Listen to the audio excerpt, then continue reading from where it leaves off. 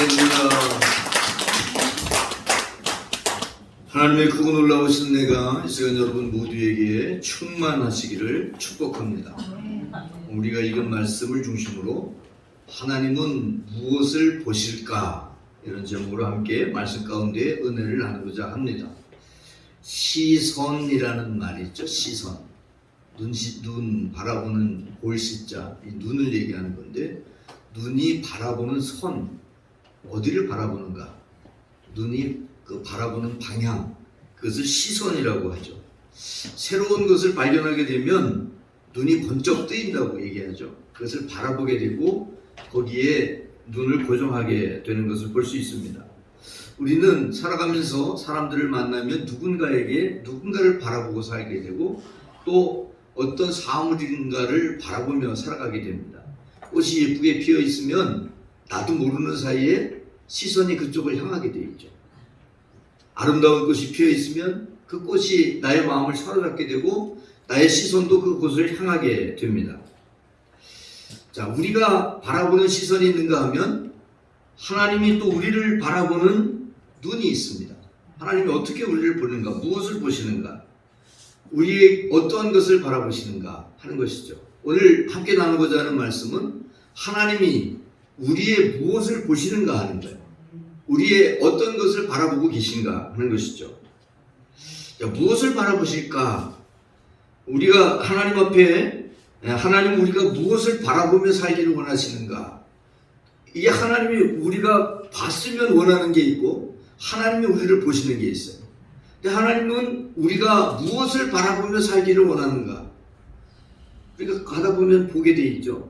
보게 돼 있는데 우리 인생길에서, 우리의 삶에서, 우리의 신앙생활에서 무엇을 보며 살아야 되는가? 히브리서 12장 2절 말씀해 보니까 이렇게 말씀하고 있죠. 믿음의 주, 또 온전하게 하시는 이, 믿음의 주님이시고 온전하게 하시는 이 누구를 바라보자? 예수를 바라보자. 이렇게 말씀하고 있어요.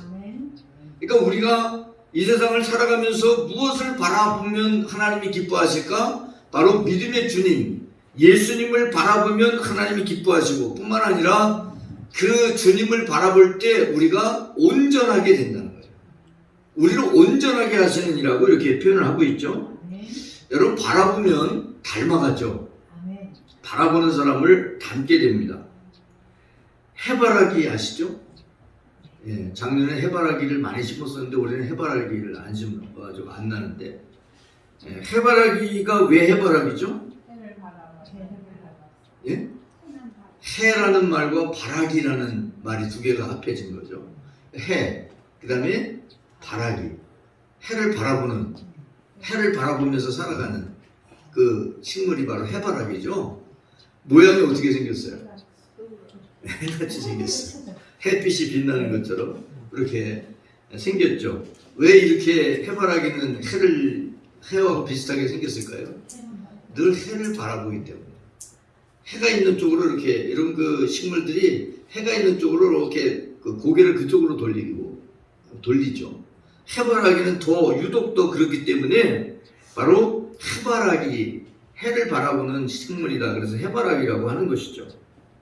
우리 영혼은 그리스도에게까지 계속 자라야 된다고 에베소서 4장 15절에 보면 계속 자라야 된다 이렇게 말씀하고 있어요. 오직 사랑 안에서 뭘 해요? 참된 것을 해서 본사에 그에게까지 자라는데 그는 누구예요? 머리니 곧 그리스도라. 그리스도에게까지 자라나야 돼요. 그리스도를 닮아가야 된다는 의미도 있는 것이죠. 그렇게 자라나려면 어떻게 해야 돼요? 바로 날마다 주님을 바라봐야 돼요.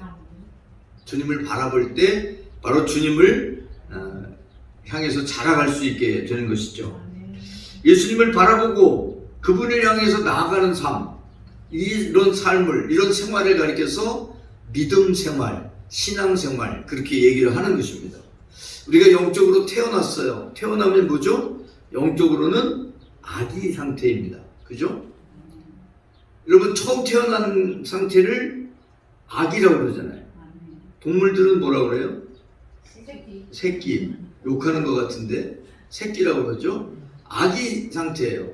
이 아기 상태에서 자라나야 되잖아요.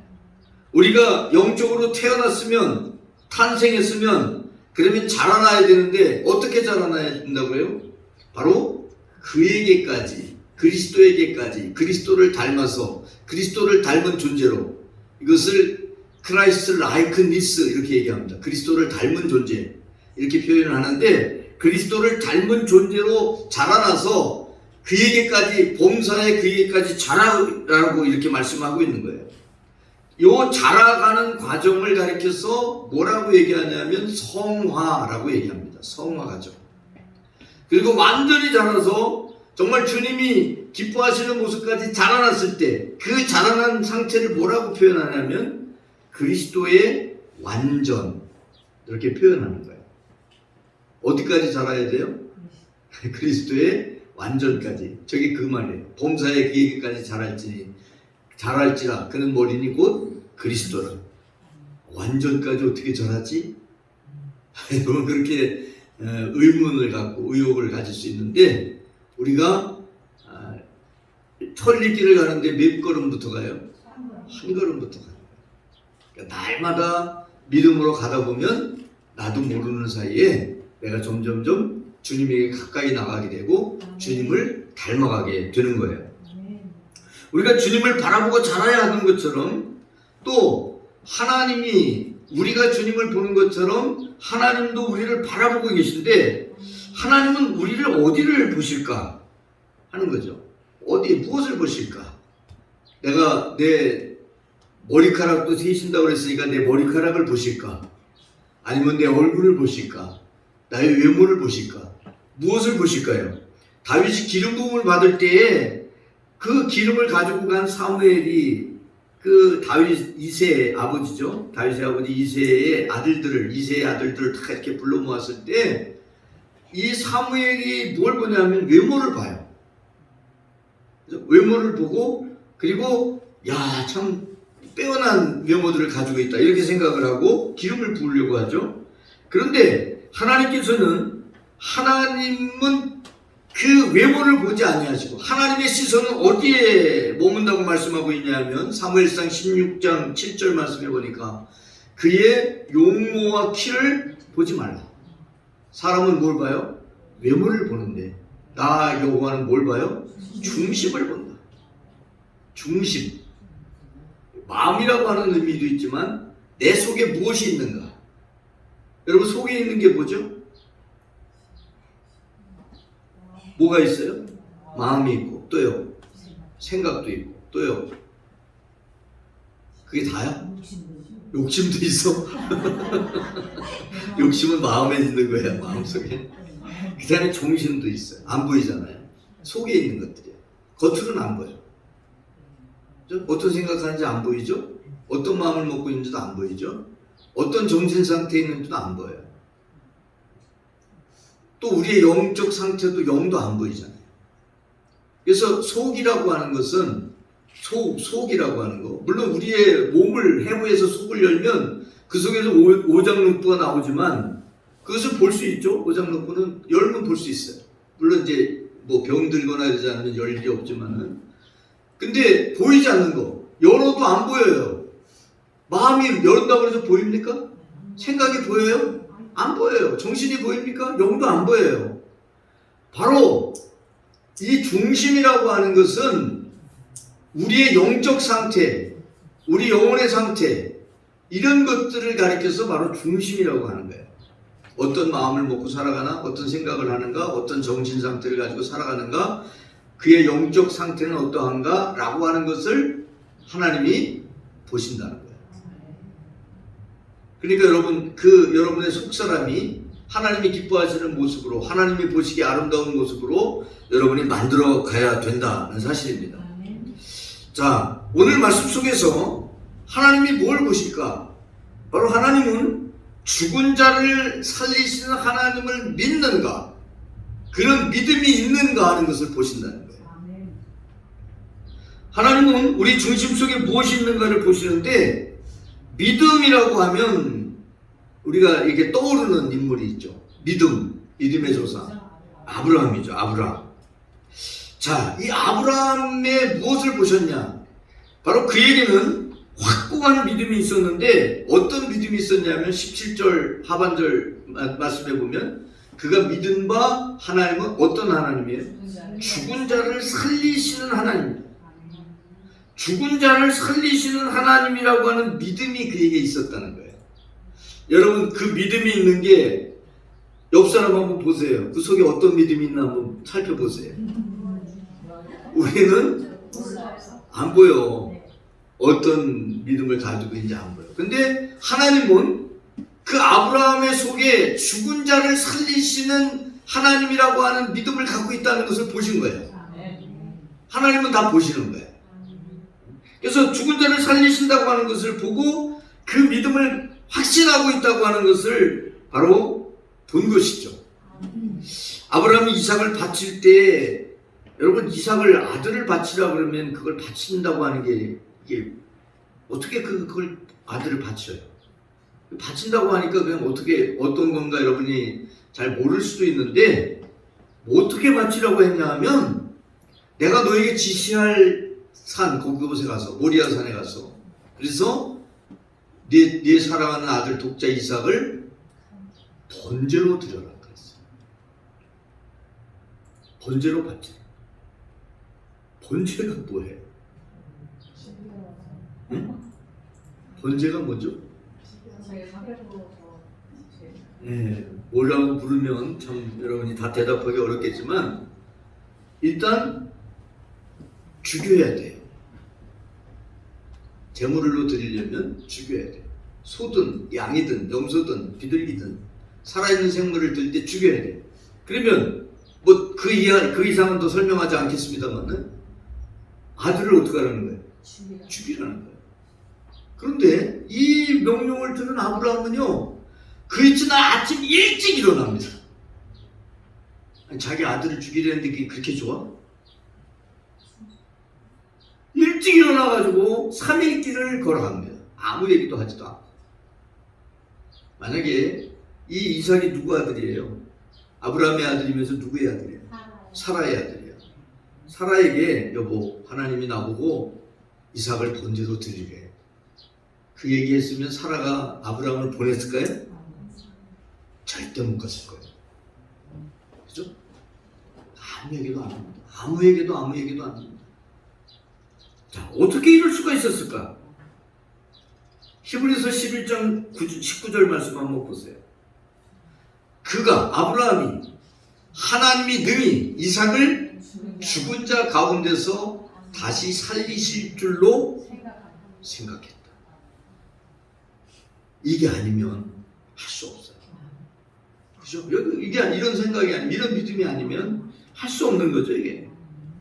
근데 죽은 자 가운데서 다시 살리실 줄로 생각했기 때문에 믿었기 때문에 그 일을 했다. 무슨 얘기예요? 하나님이 생사의 주관자, 살고 죽는 것을 주관하시는 분, 죽은 자도 살리고 산 자도 죽일 수 있는 그런 하나님이시라고 하는 것을 그가 믿었다는 거죠.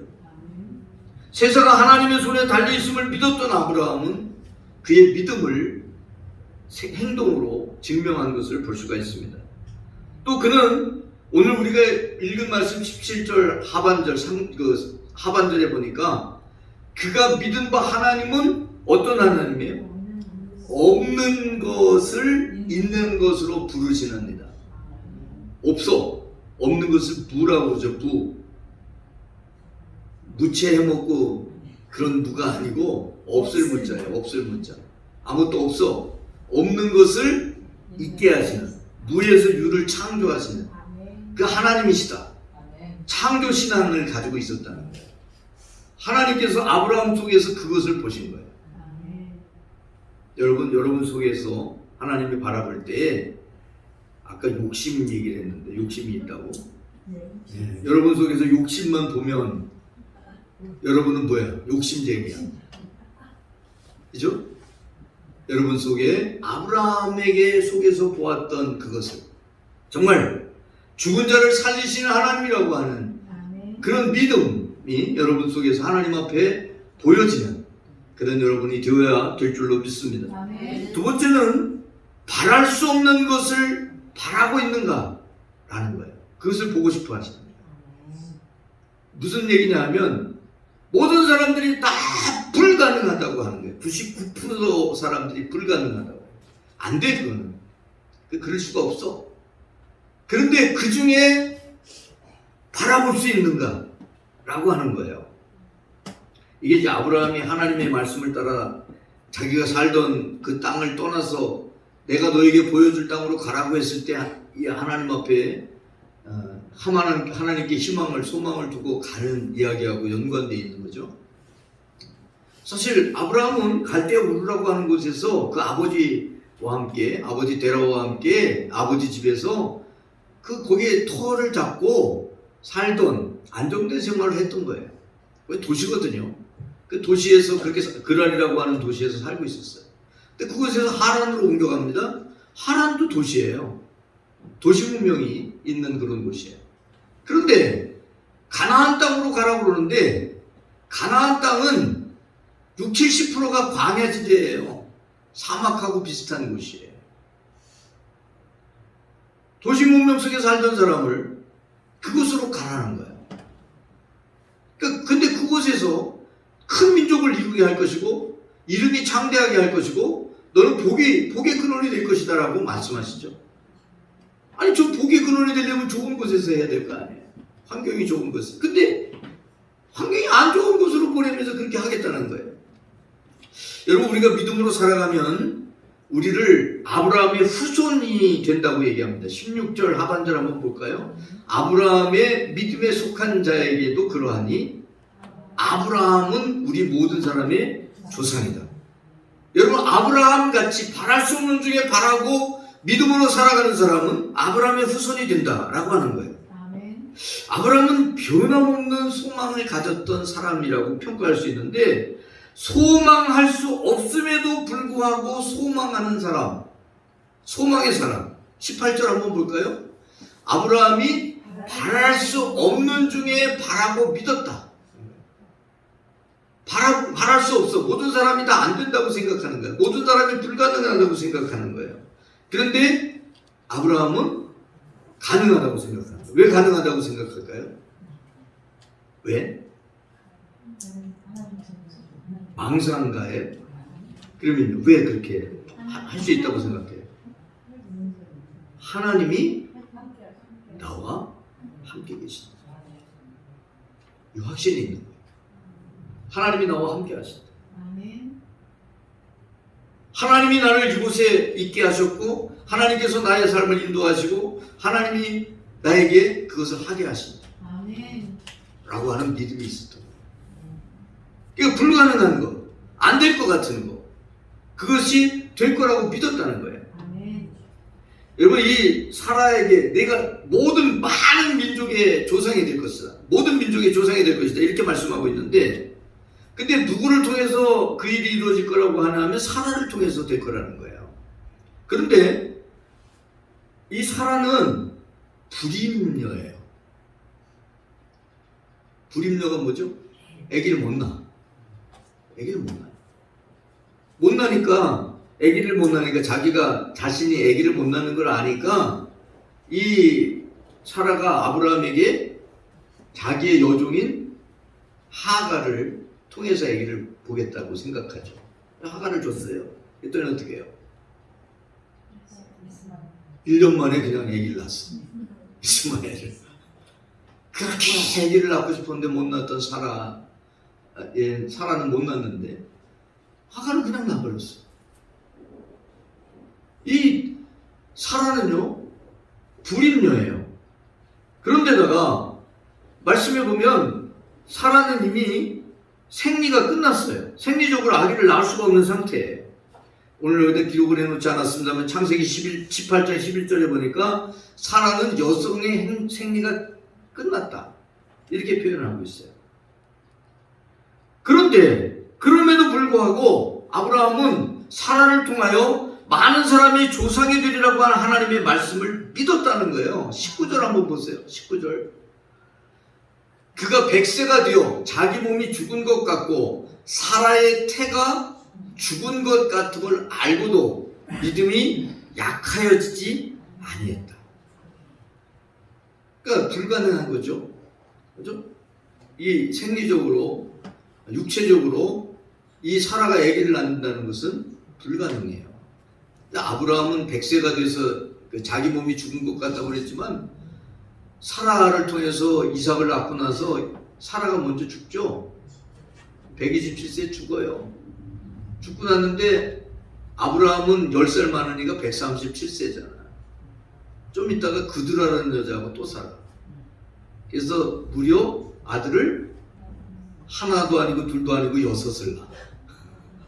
그래서 아브라함의 아들은 모두 8명이 되죠. 8명의 아들을 낳게 되는데, 그러니까 아브라함은 뭐 상관이 없었던 거예요. 문제는 사라가 아기를 못 낳는 상태임에도 불구하고 하나님께서 사라를 통해서 아기를 낳게 할 것이고 많은 민족의 조상이 될 거라고 하는 그 믿음이 약해지지 않았다는 거예요. 이게 놀라운 믿음인 거죠. 하나님께서는 인간적으로 불가능하지만, 인간적으로 할 수 없지만 하나님은 그 불가능 가운데서도 가능하게 하시는 분이시다 라고 하는 것을 믿었다는 거예요. 여러분, 죽으면 끝이에요? 또 가능성이 있어요. 가능성이 있는데 왜 장례를 치러? 다시 살아나잖아, 죽으면? 예?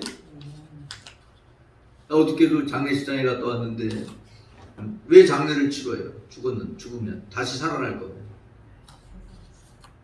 예? 안 살아나잖아요. 끝이라고 생각하니까 장례 치르는 거잖아. 그죠? 살아날 거라고 하면 장례 안 치르지. 그냥 두지. 그냥 두고 언제 살아날까 기다리지. 근데 살아나지 않는다고 생각하니까 장례 치르는 거잖아요. 불가능하다는 거죠. 살아나는 게. 살아날 수 없다는 거죠. 그러니까 장례 치르는 거예요. 그런데 하나님은, 우리는 불가능한 상황에서도 하나님은 가능하다. 그게 바로 에스겔 37장에 나오는 골짜기에 마른 뼈들, 아주 말라버린 뼈들을 이용해서 하나님의 큰 군대를 만드시는 이야기예요. 아브라함이 그걸 믿었다는 거예요. 바랄 수 없는 중에 바라는 그런 믿음이 아브라함에게 있었다는 거예요. 그래서 하나님이 그 믿음을, 그 중심의 그 믿음을 하나님이 기뻐하셨다는 것을 기록하고 있는 거예요. 세 번째는 하나님의 약속을 의심하지 않았다는 거죠. 하나님의 약속을 끝까지 의심하지 않았다는 거죠. 여기 찬송가 중에서 주님 약속하신 말씀 위에 서라는 찬송이 있는데, 약속을 믿고 그 약속에 이르기까지 견고한 믿음을 유지해 나간다고 하는 게 사실 쉽지 않아요. 어려울 때가 많죠. 그런데 아브라함은 정말 끝까지 하나님의 약속을 믿고, 그리고 그 약속이 이루어지기를 기대하고 있었다는 거예요. 20절 한번 볼까요? 믿음이 없어 하나님의 약속을 의심하지 않고 믿음으로 견고하여져서 하나님께 영광을 돌렸다. 믿음이 없었다? 아니죠. 믿음이 없지 않았다는 거예요. 하나님의 약속을 의심하지도 않고 하나님의 약속하신 것은 이루어질 거라고 믿었다는 거죠. 하나님의 약속을 능히 하나님께서는 이루신다, 이렇게 믿었다는 거예요. 21절 한번 볼까요? 약속하신 그것을 또한 능히 이루실 것이다. 이것을 확신했다는 거예요. 사라는 애기 못 낳는다는 거 알아, 아브라함이. 그죠? 알기 때문에 사라가 하갈에게, 여종 하갈을 통해서 아기를 보자고 했을 때 아브라함이 응한 거잖아요. 만약에 사라가 아기를 낳을 수 있다고 생각했으면 아브라함이 그렇게 하지 않았겠죠. 그런데도 하나님이 약속하셨기 때문에, 하나님께서 말씀하셨기 때문에 아브라함 사라를 통해서 아기를 낳을 수 있다고 하는 그 하나님의 약속을 믿었다는 것입니다. 오늘 이 말씀이 그런 거예요. 아브라함이 믿었기 때문에 그 믿음을 의롭게 여기셔. 창세기 15장 6절 말씀해 보니까 아브라함이 여호와를 어떻게 해요? 믿어요. 믿으니까 여호와께서 이를 그의 의로 여겨주셨다, 이렇게 말씀하고 있죠. 여러분, 의로 여겨주셨다, 이것을 한자 표기로 칭의, 이렇게 얘기합니다. 의롭게 여겨주신다 라는 게 칭의예요. 칭의. 여러분이 하나님 앞에 아브라함과 같이 정말 하나님의 약속을 믿고 의심하지 아니하고 믿고 나아갈 때 여러분을 보면서 여러분의 믿음을 의롭다고 여겨주십니다. 여러분, 하나님이 여러분을 보면서 의롭다고 여겨주실 수 있는 그런 믿음을 가진 여러분들이 되시기를 바랍니다. 일본 그 작가 중에 엔도 슈샤쿠라고 하는 사람이 있는데, 이 사람이 쓴 책 중에 하나가 소설인데 침묵이라는 소설이 있어요. 침묵. 이 침묵이라고 하는 소설은 이제 역사적 사건을 그 배경으로 해서 쓴 소설인데, 사실 소설뿐만 아니라 실제적으로도 그런 일이 있었던 것을 소설로 쓴 거죠. 그 일제 일본의 막부 시대 때인데 1637년에서부터 38년까지 있었던 그 실제적인 사건인데, 무슨 일이냐면 이제 한 난이 일어납니다. 시마바라의 난이라고 하는 난인데, 이 난이 뭐냐면 이 막부 그 정부에 대해서 그 일본 정부에 대해서 반란을 일으키는데, 왜 반란을 일으키냐면 막 그냥 임진왜란 이후이거든요. 임신왜란 끝나고 나서 얼마 안 됐을 텐데 엄청난 세금을 매기고 막 힘들게 한 거예요. 근데 그때 이 반란을 일으킨 사람들이 누구냐 하면 카톨릭 신자들이에요. 카톨릭 신자들이, 이 사람들이 이제 그들을 그 일본에서는 키리스탄이라고 얘기를 했는데, 영어의 크리스찬과 비슷하죠. 키리스탄이라고 하는 이 사람들이 반란을 일으킵니다. 그러니까 일본 정부가 가만두질 않죠.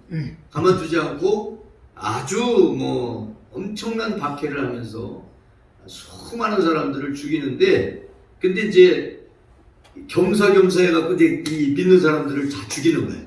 다 박해하고 하는데, 그 박해하는데 이제 그 방법 중에 하나가 어떻게 하냐면 이제 동판 같은 데다가, 쇠 같은 데다가 예수님이 십자가를 지고 있는 그런 그림을 그려놓고 새겨놓고 그것을 발로 밟게 하는 거예요. 그러면서 이제 예수님에 대해서 욕을 하게 하는 거예요. 그러면 어때요? 살려줘. 근데 이제 그렇게 하지 않고 반길을 밟는데 그 앞에서 뭐 기도를 한다든지 아니면은 안 밟는다든지, 그럼 어떻게 해요? 죽이는 거야. 뭐 그냥 목을 쳐 죽인다든지 아니면 화형을 시켜서 죽인다든지 고문을 한다든지 막 그러는 박해를 하는 거야. 그런데 그 박해를 당하면서 죽어가는 사람들을 보면서 왜 하나님이 침묵하시냐? 그게 이제 침묵이라는 책이에요. 그 하나님이 과연 계신 거냐? 하나님이 그 상황을 보고 계신 거냐? 라는 것이죠. 여러분, 하나님 보실까요? 안 보실까요? 예? 근데 왜 가만히 계셔? 이게 바로 이 소설의 내용이에요. 왜 하나님이 도대체 가만히 계시냐? 전능하신 하나님이라고 하면서, 생사화복의 주관자라고 하면서 왜 가만히 계시냐? 라고 하는 그런 그 의문을 제기하면서, 그러면서 이제 하나님이 계시지 않다는 얘기를 하는 게 아니라, 이 쓴 사람도 카톨릭 신자예요. 하나님이 계시지 않다는 걸 얘기하는 거 아니라 그럼에도 불구하고 하나님이 계시다라고 하는 내용을 쓰고 있는 것인데, 때로는 침묵의 그 소설에 나오는 이야기처럼 내가 힘들고 어렵고 고통스러운데 하나님이 과연 계시다면 내가 이런 어려움을 왜 당하는가라고 하는 의혹을 가질 때가 있어요. 아브라함이 오래 기다렸는데도 아기가 없어. 많은 민족의 조상이 되겠다고 했는데도 없어요. 그러니까 하나님이 안 계신 것 같아, 마치. 그런 느낌을 받을 수도 있다는 거예요. 그러나 그럼에도 불구하고 하나님이 계시지 않은 게 아니라 하나님이 역사하시는 때가 아직 되지 않은 것뿐이라는 사실이죠. 주님께서 십자가에 달려 돌아갔을 때 얼마나 많은 사람들이 예수님을 막 비난하고, 그죠? 모함하고 그럽니다. 근데 주님이 어떻게 해요? 아무 말씀도 안 하시죠. 왜 아무 말씀도 안 하세요? 십자가를 져야만, 예수님이 십자가를 져야만, 그래야만 구원의 길이 열리기 때문에 주님은 침묵하며 그 길을 가신 거예요. 예수님이 신문당하는데 베드로가 그 옆에서 지켜봐요.